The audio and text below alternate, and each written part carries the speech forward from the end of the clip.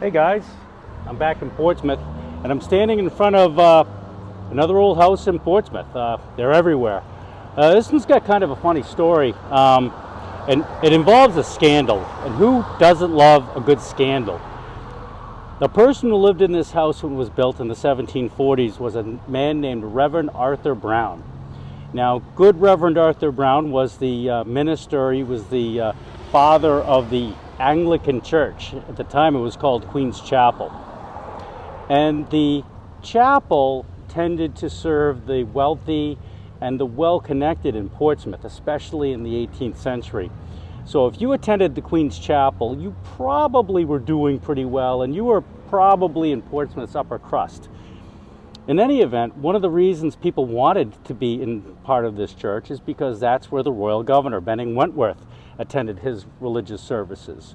Benning Wentworth, of course, the royal governor of New Hampshire, the king's representative, was a huge figure in Portsmouth. He had been royal governor for decades. And to be connected in any way to the royal governor, that was quite a status symbol.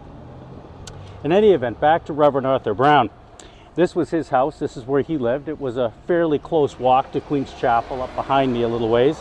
And Benning Wentworth married late in life, and that's where the scandal begins. He lived in a very large mansion in Portsmouth, and he lived alone for most of his life, but he had people around helping him. He had butlers and he had maids. Well, one of the maids caught his eye, and she was quite young. At the time, he was in his late 60s, but this one maid that caught his eye was in her early 20s, and her name was Martha Hilton.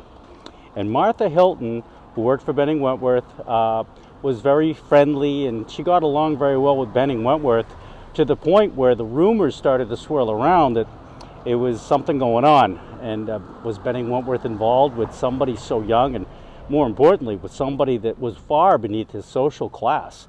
A housemaid? Martha Hilton, the housemaid?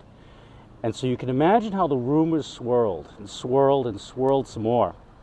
Well, Reverend Arthur Brown heard of those rumors, but he never believed it. He couldn't believe that the royal governor would wind up having a relationship with his own housemaid. Nevertheless, Benning Wentworth decided that he and Martha were going to be married. And he knew the kind of scandal that would erupt from his decision. But he wanted to do it the right way. He wanted to have a wedding, and he wanted to have Reverend Arthur Brown do the wedding to solemnize the wedding. And so what he did is he laid a trap. He decided to host a dinner party. And the dinner party at his mansion would include a lot of notables and a lot of well-to-do folks.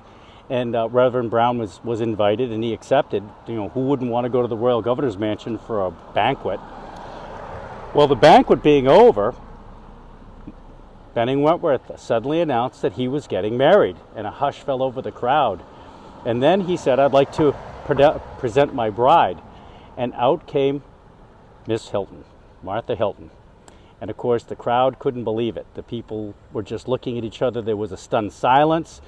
And Reverend Arthur Brown nervously started to say, well, Your Excellency, I'm sorry, I can't perform the wedding. I didn't bring my prayer book. I don't have a prayer book. I can't do the wedding tonight. Obviously, maybe it was a way for him to get out of doing this wedding that he didn't want to do.